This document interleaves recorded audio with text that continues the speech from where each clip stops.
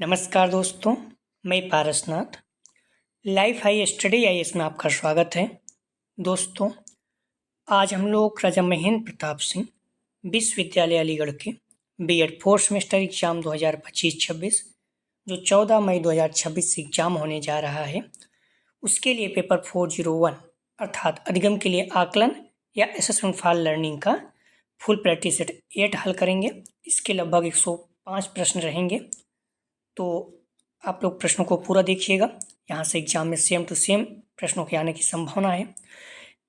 यह पेपर आप लोग ध्यान रखिए 80 अंक का होगा, ठीक है। 100 प्रश्न दिया रहेगा, वैसे तो 100 अंक का है लेकिन 20 अंक इंटरनल है, तो 80 अंक का पेपर होगा। 100 प्रश्न दिया रहेगा, 100 में आपको 75 प्रश्न हल करना होगा। कोई भी 75 में कम से कम आपका 30 प्रश्न सही होना चाहिए पास होने के लिए तीनों पेपर में, ठीक है। और 32 अंक, ठीक है। तो आप लोग ध्यान रखिएगा, अभी से इस पेपर को सॉल्व करते रहिए क्योंकि यह पेपर थोड़ा सा कठिन माना जाता है और बहुत अच्छे अंक प्राप्त किए हैं बच्चे, 78, 76, 74। तो आप लोग अभी से लगे रहेंगे, कोई दिक्कत नहीं होगा। पेपर 401 अर्थात अधिगम के लिए आकलन, इसका फुल प्रैक्टिस सेट 8 हल करेंगे। आप डिस्क्रिप्शन में जाएंगे, लिंक आप प्लेलिस्ट 401 इस जगह पर क्लिक करेंगे, इस पेपर की सारी वीडियो आपको क्रम से मिल जाएगा। आइए देखते हैं प्रश्नों को। पहला प्रश्न है, शैक्षिक उद्देश्य है तो ए ज्ञानात्मक उद्देश्य, बी भावात्मक उद्देश्य, सी क्रियात्मक उद्देश्य, डी उपरोक्त सभी। तो ध्यान रखिएगा, इसका सही जवाब हो जाएगा डी उपरोक्त सभी। शैक्षिक उद्देश्य 3 है, आप लोग ध्यान रखना, ज्ञानात्मक, भावात्मक, क्रियात्मक। ज्ञानात्मक पक्ष बेस ब्लूम ने इसको 1956 में इसकी खोज की थी। भावात्मक पक्ष कृथवाल 1964, क्रियात्मक पक्ष सिम्पसन 1969। तीनों के 6-6 पार्ट है, ध्यान रखना, सभी महत्वपूर्ण है, एग्जाम पूछे जाते हैं। ब्लूम ने शैक्षिक उद्देश्यों को वर्गीकरण 1956 में 3 भागों में बांटा था। ज्ञानात्मक पक्ष इसके 6 पक्ष हैं। बी.एस. ब्लूम ने 1956 में प्रस्तुत किया था ज्ञान, बोध, अनुप्रयोग, विश्लेषण, संश्लेषण, मूल्यांकन। मूल्यांकन सबसे अंतिम या उच्च है, ज्ञान सबसे निम्न या पहला है। ज्ञानात्मक पक्ष का प्रथम स्तर ज्ञान है, ज्ञानात्मक पक्ष का अंतिम स्तर मूल्य है या फिर सबसे उच्च स्तर है, ये भी ध्यान रखना। भावात्मक पक्ष 6 हैं, कृथवाल ने 1964 में प्रस्तुत किया था। इसमें ध्यान रखना, अग्रहण, अनुक्रिया, अनुमूल्यन, विचारणा, व्यवस्थापन, चरित्रीकरण। भावात्मक पक्ष का प्रथम स्तर अग्रहण और अंतिम जो है चरित्रीकरण है या फिर सबसे उच्च चरित्रीकरण, सबसे निम्न अग्रहण, कुछ भी कह सकते हैं। क्रियात्मक उद्देश्य के पक्ष 6 हैं। सिम्पसन 1969 में इसको प्रस्तुत किया था। उद्दीपन, कार्रवाई, नियंत्रण, समायोजन, स्वाभाविकरण, आदत निर्माण 6 हैं, ठीक है। और ध्यान रखना, प्रथम स्तर उद्दीपन, अंतिम स्तर आदत निर्माण। आदत निर्माण सबसे उच्च है। क्लियर, इस तरह से सारी चीज़ें आपको क्लियर होना चाहिए, सभी महत्वपूर्ण है। अगला प्रश्न है, उपलब्धि परीक्षण के प्रकार है तो ए मानकीकृत उपलब्धि, बी अध्यापक निर्मित उपलब्धि, सी ये भी दोनों, डी में से कोई नहीं। सही जवाब हो जाएगा, ध्यान रखना, सी, ए बी दोनों। अगला प्रश्न है, निम्नलिखित परिभाषा किसने दी है? एक शैक्षिक उपलब्धि परीक्षण वह है जिसका निर्माण ज्ञान समूह में कौशल के मापन के लिए किया जाता है। ए फीमेन, बी गैल्सन, सी थॉर्नडाइक, डी उपरोक्त सभी। सही जवाब हो जाएगा ए फीमेन। अगला प्रश्न है, निम्नलिखित में से कौन सा भावात्मक पक्ष का सबसे ऊंचा स्तर है? तो हम लोगों ने देखा भी था, भावात्मक पक्ष में ध्यान रखना 6 है, अग्रहण, अनुक्रिया, अनुमूल्यन, विचारणा, व्यवस्थापन और चैत्रीकरण। सबसे उच्च कौन सा हो जाएगा? चैत्रीकरण। और सबसे निम्न कौन सा हो जाएगा? अग्रहण, ठीक है। इस चीज़ को ध्यान रखिएगा आप लोग, मोस्ट इंपॉर्टेंट है, बार बार पूछे, सारे प्रश्न एग्जाम में आए हुए हैं। ज्ञानात्मक पक्ष के 6 हम लोग देख चुके हैं, भावात्मक पक्ष के 6, और फिर जो इसमें है 6 कौन कौन से हैं, कृथवाल ने प्रस्तुत किया था 1964 में। अग्रहण, अनुक्रिया, अनुमूल्यन, विचारणा, व्यवस्थापन, चैत्रीकरण। सबसे उच्च पूछा है तो चैत्रीकरण या सबसे अंतिम चैत्रीकरण। सबसे निम्न कौन सा है? अग्रहण। सबसे पहला कौन सा है? अग्रहण। इस तरह दोनों याद रखना, ठीक है, महत्वपूर्ण एग्जाम में आए हैं, सारे प्रश्न एग्जाम में आए हुए हैं। अगला प्रश्न है, विश्वसनीयता ज्ञात करने की विधि है। ए समानांतर प्रारूप विधि, बी परीक्षण पुनरीक्षण विधि, सी अर्ध विच्छेदन विधि, डी उपरोक्त सभी। सही जवाब हो जाएगा 5 का डी उपरोक्त सभी। विश्वसनीयता ज्ञात करने की प्रमुख विधियां निम्नलिखित हैं। पहला, स्थायित्व गुणांक या परीक्षण पुनर्विधि, बी तुल्यता गुणांक या प्रारूप विधि या विकल्प प्रारूप, स्थायित्व एवं तुल्यता गुणांक आदि विच्छेदन विधि, आंतरिक स्थायित्व गुणांक या पूर्ण रिसर्च विधि, वेस्ट विश्वसनीयता। प्रश्न है अगला, 6 नंबर बुद्ध परीक्षण के प्रकार हैं ए शाब्दिक बी अशाब्दिक सी बी दोनों में से कोई नहीं। सही जवाब हो जाएगा सी, शाब्दिक अशाब्दिक दोनों। अगला प्रश्न है अशाब्दिक बुद्ध परीक्षण के अंतर्गत आते हैं तो ए चित्र बी आकृत सी निर्जीव पदार्थ डी उपरोक्त सभी। सही जवाब हो जाएगा डी उपरोक्त सभी। अगला प्रश्न है शाब्दिक और अशाब्दिक बुद्ध परीक्षण किस आधार के अंतर्गत आते हैं तो सही जवाब हो जाएगा ध्यान रखना 8 का बी विषय वस्तु के आधार पर। अगला प्रश्न है निम्न में से कौन केंद्रीय प्रवृत्ति के अंतर्गत शामिल किया जाता है। सही जवाब हो जाएगा बी बहुलांक। केंद्रीय प्रवृत्ति के अंतर्गत माध्य माध्यिका और बहुलांक शामिल है। अगला प्रश्न है माध्यांक के द्वारा ज्ञात किया जाता है। सही जवाब हो जाएगा सी मध्य बिंदु, जिसको माध्यिका भी बोलते हैं, ध्यान रखना इसको। निम्नलिखित कथन किसका है श्रेणी के माध्यम से प्रत्येक अंक के विचलनों के वर्गीकरण के मध्यमान का वर्गमूल ही प्रमाणित विचलन है। सही जवाब हो जाएगा 11 का ए रिकमैन। किसने परिभाषित किया है 2 या 2 से अधिक चरों में पाए जाने वाले सहविचरण के विश्लेषण को ही सहसंबंध कहा जाता है। सही जवाब हो जाएगा 12 का ए WI किंग। अगला प्रश्न है आंकड़ों के संकलन एवं विश्लेषण की क्रमबद्ध प्रक्रिया इससे निर्णय लिए जाते हैं कहलाता है। सही जवाब हो जाएगा 13 का, ध्यान रखना ए मूल्यांकन। अगला प्रश्न है मापन का सबसे ऊंचा स्तर कौन सा है। सही जवाब हो जाएगा 14 का, ध्यान रखना डी अनुपात। और नामित जो है सबसे निम्न है, दोनों याद रखना। नामित स्तर मापन का सबसे निम्न स्तर है। अगला प्रश्न है आकलन का प्रकार है तो ए योगात्मक आकलन बी रचनात्मक आकलन सी निम्नात्मक आकलन डी उपरोक्त सभी। सही जवाब हो जाएगा डी उपरोक्त सभी। अगला प्रश्न है मूल्यांकन एक क्रमित प्रक्रिया है जो संपूर्ण शिक्षा प्रणाली का अंग है जो शिक्षा के उद्देश्यों से घनिष्ठ रूप से संबंधित है। किसने कहा। सही जवाब हो जाएगा 16 का सी कोठारी कमीशन। किस मापनी में वास्तविक शून्य बिंदु होता है तो सही जवाब हो जाएगा 17 का, ध्यान रखना बी अनुपात मापनी में। महत्वपूर्ण अक्सर पूछा जाता है। अगला प्रश्न निम्नलिखित में कौन सा मापन का गुणात्मक उपकरण है। ए प्रेक्षण व साक्षात्कार सी दोनों में से कोई नहीं। सही जवाब हो जाएगा सी प्रेक्षण साक्षात्कार।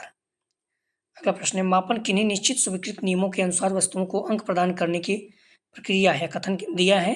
सही जवाब हो जाएगा ए एस स्टीवेंस।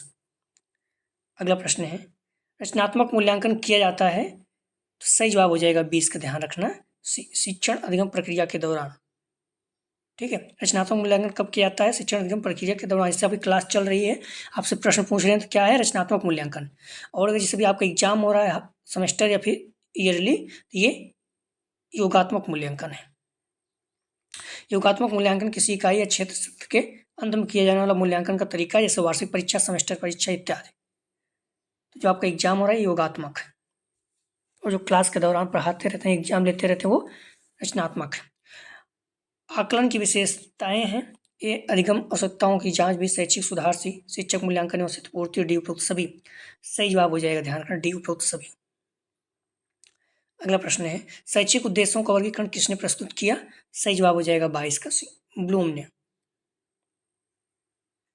ब्लूम ने शैक्षिक उद्देश्यों का वर्गीकरण 1956 3 भागों में बांटा ज्ञानात्मक भावात्मक और क्रियात्मक। तीनों के 6 पार्ट हैं। अगला प्रश्न है ब्लूप्रिंट एक ऐसा चार्ट है जिसमें शामिल है ये उद्देश्य भी विषय वस्तु प्रश्न के प्रकार डी उपरोक्त सभी। सही जवाब हो जाएगा 23 का, ध्यान रखना आप लोग डी उपरोक्त सभी। ब्लूप्रिंट को त्रिदशा या त्रिदिशा सूचक भी कहते हैं, ध्यान रखना आप लोग पूछा गया है एग्जाम में। निम्नलिखित में क्या एक अच्छे परीक्षक की विशेषता नहीं है। ये विशिष्टता विवेदिता सी आत्मनिष्ठता दी उपयोगिता। सही जवाब हो जाएगा 24 का सी आत्मनिष्ठता नहीं है। अगला प्रश्न है ब्लूम ने क्रियात्मक उद्देश्यों को कितने वर्गों में बांटा है। सही जवाब हो जाएगा डी क्रियात्मक उद्देश्यों को 6 भागों में। चाहे ज्ञानात्मक हो चाहे भावात्मक हो चाहे क्रियात्मक हो तीनों को 6 भाग हैं। ठीक है, ध्यान रखना तीनों को 6 वर्ग हैं। क्रियात्मक उद्देश्य के 6 पक्ष हैं। सिम्पसन ने 1969 में प्रस्तुत किया था। उद्दीपन कार्रवाई नियंत्रण समायोजन स्वाभाविकरण आदत निर्माण। क्रियात्मक पक्ष का प्रथम स्तर उद्दीपन अंतिम पक्ष आदत निर्माण। यह सबसे उच्च स्तर आदत निर्माण है। अगला प्रश्न है आर्मी बीटा परीक्षण है। सही जवाब हो जाएगा डी सामूहिक अशाब्दिक बुद्धि परीक्षण। उपलब्धि गुणांक ज्ञात करने का सूत्र अक्सर पूछा जाता है, बार बार पूछा जा रहा है। सही जवाब हो जाएगा ए। उपलब्धि गुणांक बराबर क्या होता है? शैक्षिक गुणांक बटे बुद्धिलब्ध गुणांक गुणित 100। ठीक है, तो इस तरह से ए जो है सही हो जाएगा। 27 का ध्यान रखना, अक्सर पूछा जाता है। अगला प्रश्न है, परीक्षण पुनर्परीक्षण विधि का प्रयोग किया जाता है मापन के लिए। सही जवाब हो जाएगा 28 का ए, विश्वसनीयता। अगला प्रश्न है, निम्न में कौन सा तीनों के समूह से नहीं आता? ए तार्किक वैधता, बी न्यायादर्श वैधता, सी संरचनात्मक वैधता, डी पाठवश वैधता। सही जवाब हो जाएगा 29 का बी, न्यायादर्श वैधता। आकलन के प्रकार हैं। सही जवाब हो जाएगा, ध्यान रखना, ए उच्च दाब आकलन, बी प्री आकलन, सी योगात्मक आकलन, डी उपरोक्त सभी। सही जवाब हो जाएगा 30 का डी, उपरोक्त सभी। अगला प्रश्न है, आकलन से तात्पर्य है ए विभिन्न विधियों और उपकरण से, बी सीखने की विधियों से, डी सी नापतौल से, डी उपरोक्त कोई नहीं। तो आकलन से तात्पर्य है, सही जवाब हो जाएगा ए विभिन्न विधि और उपकरण से। अगला प्रश्न है, आकलन की कौन सी विशेषता नहीं है? सही जवाब हो जाएगा 32 का बी, शाब्दिक स्तर की जांच। निम्नलिखित में से कौन आकलन का प्रकार नहीं है? सही जवाब हो जाएगा, ध्यान रखना, 33 का सी, सीखना आकलन, सीखना स्तर नहीं है।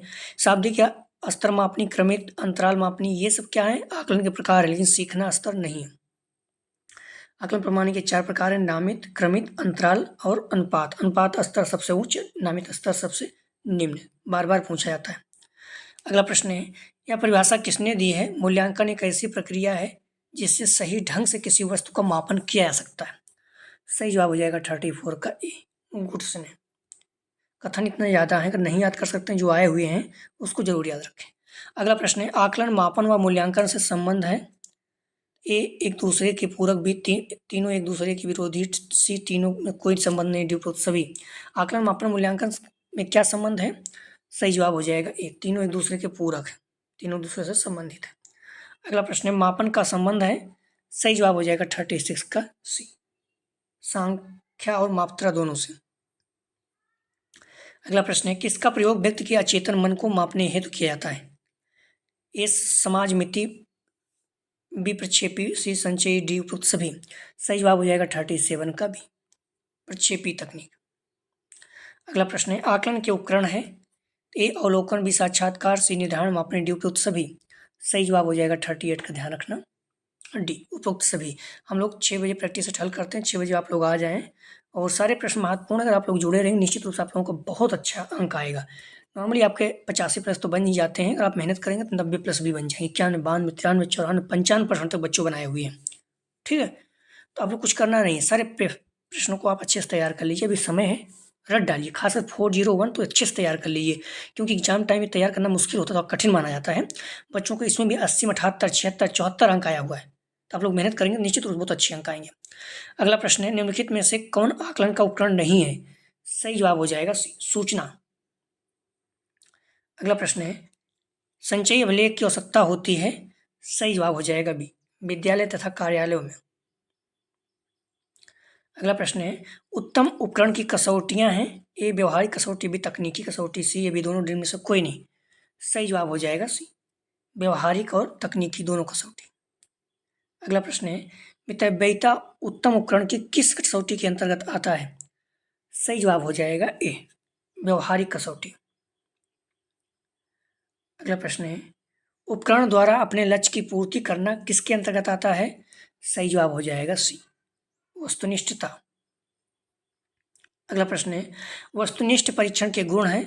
ए विश्वसनीयता, वैधता, सी अंकन में सरलता, डी उपरोक्त सभी। सही जवाब हो जाएगा डी, उपरोक्त सभी। ब्लूप्रिंट को और किस नाम से जाना जाता है? तो मोस्ट इंपॉर्टेंट रखिएगा, अक्सर इसमें इसको पूछ रहा है। सही जवाब हो जाएगा ए, त्रिदिशा सूचक। आप लोग ध्यान रखना, इसके पहले यदि किसी आंसर में कुछ और बता दिए हैं तो उसको गलत मानिए, ध्यान रखिए यही सही है। ब्लूप्रिंट को और किस नाम से जाना जाता है? त्रिदिशा सूचक या त्रिदशा सूचक, जो भी हो, ठीक है, इस चीज को ध्यान रखना। अगला प्रश्न है, क्रियात्मक पक्ष का विकास किया गया। तो सही जवाब हो जाएगा 46 का बी, सिम्पसन द्वारा। क्रियात्मक पक्ष का विकास सिम्पसन द्वारा 1969 में किया गया। इसके 6 पक्ष हैं, ध्यान रखना। ज्ञानात्मक पक्ष का बीएस ब्लूम 1956 में 6 पक्ष हैं। भावात्मक पक्ष का क्रथवाल ने 1964 में 6 पक्ष हैं। क्रियात्मक उद्देश्य के 6 पक्ष हैं, सिम्पसन ने 1969 में प्रस्तुत किया। क्रियात्मक पक्ष का उद्दीपन, कार्रवाई, नियंत्रण, समायोजन, स्वाभाविकरण, आदत निर्माण। और उद्दीपन प्रथम स्तर, आदत निर्माण अंतिम, और उच्च भी सबसे उच्च जो है आदत निर्माण। तीनों पक्ष में सबसे लास्ट वाला जो है सबसे उच्च माना जाता है। अगला प्रश्न है, निम्नलिखित में कौन सा कथन सही नहीं है, मतलब गलत है? सही जवाब हो जाएगा बी, क्रमित मापन स्तर का सबसे निचला स्तर। ये गलत है, क्योंकि नामित स्तर जो है वो सबसे निचला स्तर है। नामित मापन स्तर का सबसे निचला स्तर। बाकी पॉइंट जो उसको भी याद रख लिए। मापनांकों को मात्रात्मक बनाने की प्रक्रिया है। वस्तुनिष्ठ परीक्षण निबंधात्मक परीक्षण से अधिक विश्वसनीय होते हैं। योगात्मक आकलन किसी पाठ्यक्रम के अंत में लिए जाते हैं। तो इससे भी आपका एग्जाम हो रहा है, ये योगात्मक आकलन है जो क्लास के बीच में होता है, रचनात्मक आकलन। अगला प्रश्न है, ब्लूप्रिंट एक ऐसा चार्ट होता है जिसमें शामिल है तो उद्देश्य, विषय वस्तु, प्रश्न प्रकार और सभी। सही जवाब हो जाएगा डी, उपरोक्त सभी। अगला प्रश्न है, विश्वसनीयता से अभिप्राय है। सही जवाब हो जाएगा 49 का भी, एक समान अंक आना। अगला प्रश्न है, परीक्षण वैधता की आंतरिक कसौटी है। सही जवाब हो जाएगा, ध्यान रखना ए, तर्कसंगत वैधता। यह परिभाषा किसकी है? उद्देश्यपूर्ण निर्धारण साध्य होता है जो किसी कार्य या क्रिया का मार्गदर्शक करता है। सही जवाब हो जाएगा 51 का बी, कार्टर वी गुड। अंतराल मापने के उदाहरण है। सही जवाब ए, सप्ताह, बी, महीना, सी, वर्ष, डी, उपरोक्त सभी। सही जवाब हो जाएगा, ध्यान रखना डी, उपरोक्त सभी। अगला प्रश्न है, मनोवैज्ञानिक मापन में विभिन्न पद्धतियों को रखते हैं। सही जवाब हो जाएगा 53 का सी, 4 स्तरों में। मनोवैज्ञानिक मापन के 4 स्तर हैं, नामित, क्रमित, अंतराल और अनुपात। अगला प्रश्न, ऋणात्मक उद्देश्यों को व्यवहारिक रूप में लिखने की विधि को किसने दी? सही जवाब हो जाएगा ए, रॉबर्ट मेगर। शिक्षण उद्देश्यों को व्यवहारिक रूप में लिखने की अनेक विधियां हैं, जिसमें मुख्य रूप से 3 हैं। रॉबर्ट मेगर उपागम, मिलन उपागम, RCM उपागम। रॉबर्ट मेगर उपागम, इस उपागम का प्रतिपादन रॉबर्ट मेगर ने 1962 में किया था। इन्होंने ज्ञानात्मक भावात्मक पक्ष के उद्देश्यों को व्यवहारिक रूप में लिखने का बल दिया। मिलर उपागम, रॉबर्ट मिलर ने 1962 में अपने उपागम को मनोशारीरिक पक्ष के उद्देश्यों का विशिष्टीकरण किया। मेगर की तरह मिलर ने भी क्रियात्मक उद्देश्यों को लिखने के लिए संबंधित कार्य प्रक्रियाओं की सूची के आधार पर प्रस्तुत करने का प्रयास किया। RCM, इस उपागम का विकास क्षेत्रीय शिक्षा महाविद्यालय मैसूर द्वारा किया गया था। मेगर उपागम ज्ञानात्मक भावात्मक पक्ष के उद्देश्यों से संबंधित है तथा मिलर उपागम मानवशारीरिक उद्देश्य है।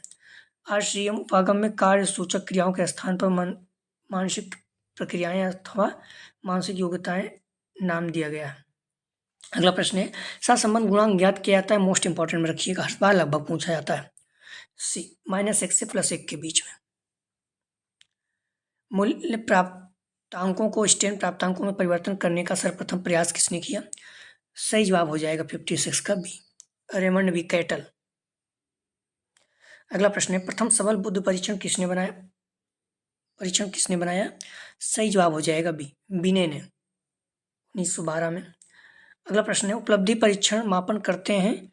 सही जवाब हो जाएगा 58 का सी, ज्ञान अथवा कौशल में निपुणता। कौन सी वैधता का परिकलन सबसे कठिन है? सही जवाब हो जाएगा 59 का डी, रचनात्मक वैधता। खुले प्रश्न समानता होते हैं। ए, सत्य, बी, सही मेल प्रकार के, सी, निबंधात्मक, डी, उपरोक्त सभी। तो खुले प्रश्न समानता होते हैं। सही जवाब हो जाएगा सी, निबंधात्मक प्रकार के। निबंधात्मक मतलब होता है अपने मुक्त विचार से लिख सकते हैं। अगला प्रश्न है, निम्नलिखित में से कौन सा एक अच्छे परीक्षक की विशेषता नहीं है? सही जवाब हो जाएगा बी, योजना। ये परीक्षण की विशेषता नहीं है, बाकी विश्वसनीयता, वस्तुनिष्ठता, विभेदीकरण है। अगला प्रश्न है, पद विश्लेषण किया जाता है। ए, अच्छे परीक्षक पद का चयन, बी, कमजोर पदों को अस्वीकार करने हेतु, सी, ए, बी दोनों, डी में से कोई नहीं। सही जवाब हो जाएगा सी, ए, बी दोनों। सारे प्रैक्टिस सेट हम लोग हल कर चुके हैं, बार बार देखिए आ रहा है प्रश्न, सारे प्रश्न एग्जाम में आए हुए हैं। तो प्लीज़ वीडियो को लाइक और शेयर कीजिए। कॉलेज ग्रुप जो भी फ्रेंड, इससे सभी लोगों को लाभ हो सके। आपका पेपर आपको पता ही होगा 14, 16 और 20 मई को है, तो आप समय बहुत कम बचा है, फिर पढ़ना शुरू कर दीजिए जिससे आपके 90+ बन जाए। अगला प्रश्न है, निम्नलिखित में कौन विचलनशीलता का सर्वाधिक अस्थायी माप है? सही जवाब हो जाएगा 63 का ए, मानक विचलन।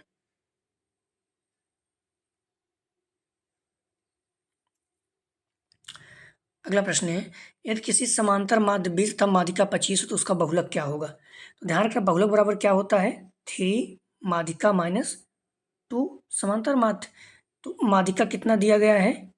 25 ना, और माध्य 2 गुणित 20 कितना हो जाएगा? 75 माइनस 40 कितना आ गया? 35। सही जवाब हो जाएगा इसका डी, 35। 64 का सही जवाब हो जाएगा डी। ठीक है, बोलो बराबर 3 माध्यिका माइनस 2 समांतर माध्य, माध्यिका 25 दिया गया है, माध्य 20 रख दीजिए, 75 माइनस 40 आ जाएगा, 35 आ जाएगा। अगला प्रश्न है, निम्नलिखित आंकड़ों का मानक विचलन क्या है? तो ध्यान का छात्र 1 2 3 4 5 6 अंक 5 7 9 13 11 15। सही जवाब हो जाएगा इसका, ध्यान रखना 65 का। आप लोग सॉल्व कर लीजिएगा, ए 3.414। अगला प्रश्न है, कक्षा 10 के 8 बालकों की आयु निम्न है, इनका समांतर माध्य। तो 10 बालक हैं तो बटे 10 कर दीजिए, क्योंकि समांतर माध्य बराबर क्या होता है? संख्याओं का योग बटे संख्या, संख्या 10 है। अब इसको पूरा आप जोड़ डालिए, ठीक है, जितना आएगा उसमें 10 से भाग दे दीजिए, आ जाएगा। अब जोड़ेंगे तो क्या हो जाएगा? समांतर माध्य बराबर आंकड़ों का योग बटे आंकड़ों की संख्या, पूरा जोड़ देंगे तो 118 आ जाएगा। 18 बटे, इन्होंने क्या कहा है? कक्षा 10 के 8 बालक हैं, 10 नहीं भाग देना है, 8 बालक हैं तो 8 से, ठीक है, संख्याओं का योग बटे संख्या, संख्याओं का पूरा योग जोड़ दीजिए, 118 हो रहा है, और संख्या 8 है, 8 से भाग दे दीजिए तो 8 दूनी 16 हो गया, 16 सॉरी 8 की 8 3 11 38 हो गया, 8 चौक 32, ठीक है, 32 6 38,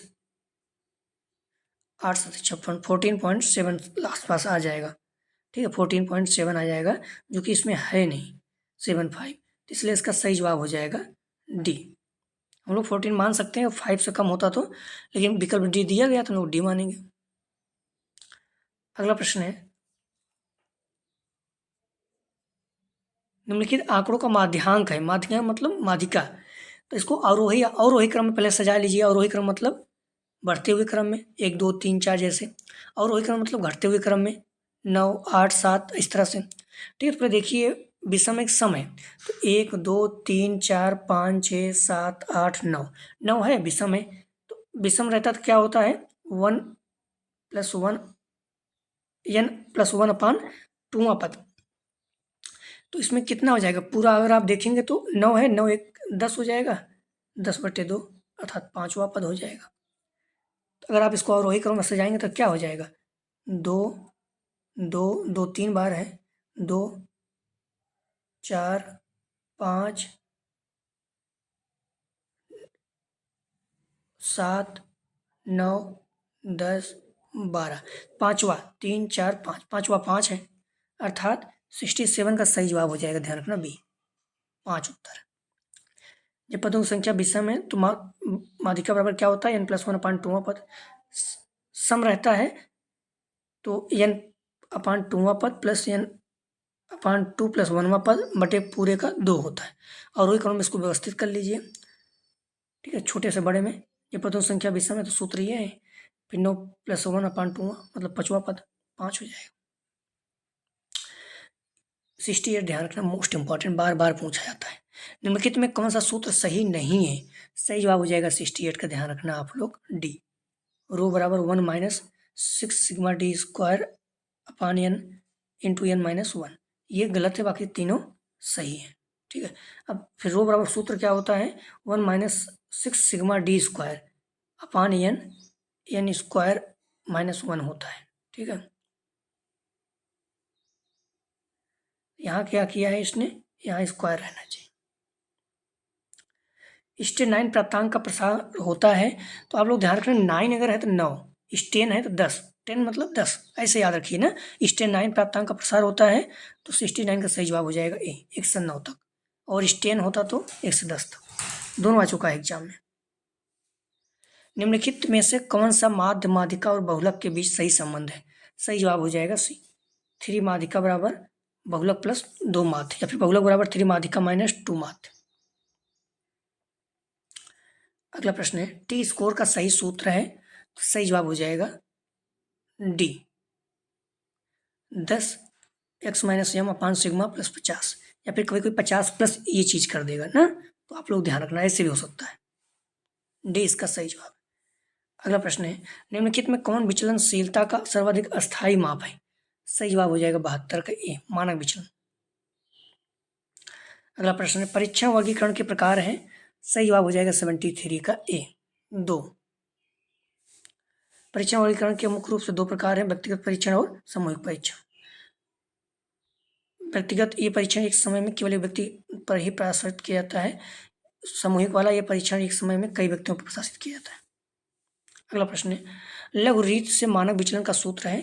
सही जवाब हो जाएगा 74 का C, under root F D square upon N minus sigma F D minus upon N पूरे वर्ग। अगला प्रश्न है, कोट अंतर सहसंबंध की गणना का सूत्र है? सही जवाब हो जाएगा 75 का, ध्यान रखना ए, रो बराबर 1 minus 6 sigma D square upon N square -1। ये क्वेश्चन भी पूछ लिया है ऊपर भी, वहाँ पूछा था निम्न कौन सा गलत है। मापन का कौन सा स्तर वर्गीकरण स्तर के नाम से भी जाना जाता है? सही जवाब हो जाएगा 76 का, ध्यान रखना ए, नामित स्तर। अनुपात स्तर सबसे उच्च है।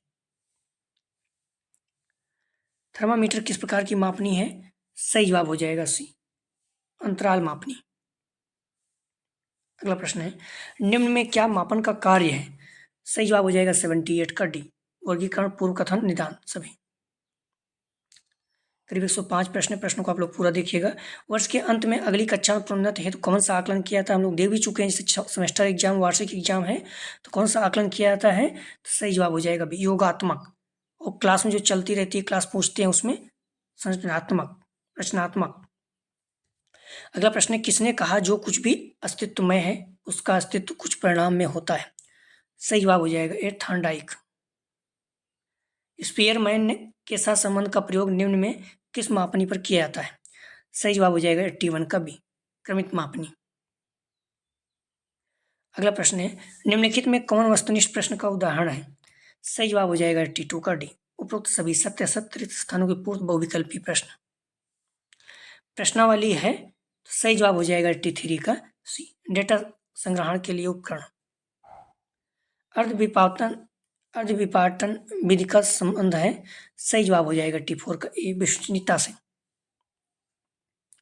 अगला प्रश्न है, निम्नलिखित में क्या एक अच्छे परीक्षण की विशेषता नहीं है? सही जवाब हो जाएगा 85 का सी, आत्मनिष्ठता। ड्रा ए मैन टेस्ट का संबंध है? सही जवाब हो जाएगा ए, बुद्धि। ज्ञानात्मक व्यवहार का मापन किया जाता है? सही जवाब हो जाएगा 87 का डी, परीक्षण द्वारा, साक्षात्कार द्वारा, अवलोकन द्वारा। सामाजिक संबंधों के अध्ययन हेतु किस विधि का प्रयोग किया जाता है? सही जवाब हो जाएगा 88 का डी, समाज मिति तकनीक।